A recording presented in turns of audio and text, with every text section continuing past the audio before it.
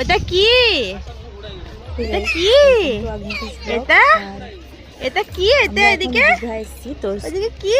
Train সমুদ্র পর হোটেলে জিনিসপত্র সব রেখে দিয়ে এটা স্ত্রীর প্রথম সমুদ্র দেখা।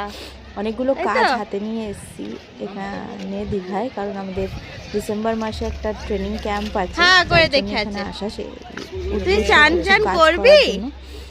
তো হ্যাঁ প্রথম সমুদ্র দেখা, ও দেখে তো খুব আনন্দ পেয়েছে। আর দেখো কি করছো? আরম্ভ করেছে, নিচে নামালে একটু চেঁচাচ্ছে জল পায়ে লাগলে, কিন্তু এই যে ঢেউগুলোকে দেখে খুব আনন্দ পাচ্ছে, খুব খুশিয়ে হাসছে, আয় আয় করে ডাকছে। এই ব্যাপার।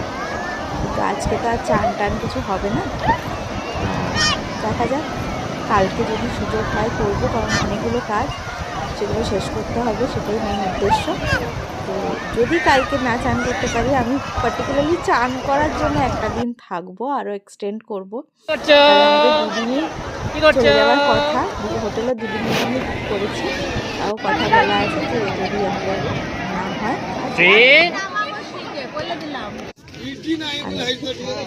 যাই হোক।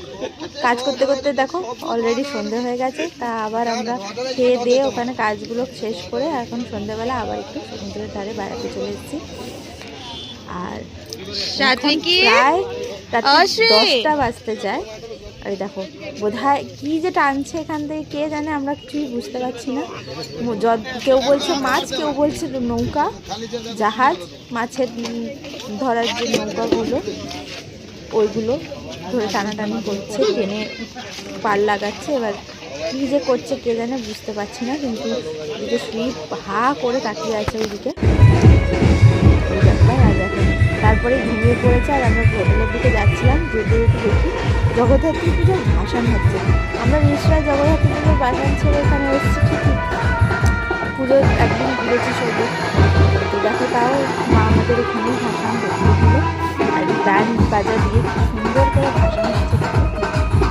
আমি দৌড়াচ্ছিলাম ওই ভাসানটাকে দেখাতে বলে, কিন্তু এদিকে এত আওয়াজে অপরে ঘুমাচ্ছিল।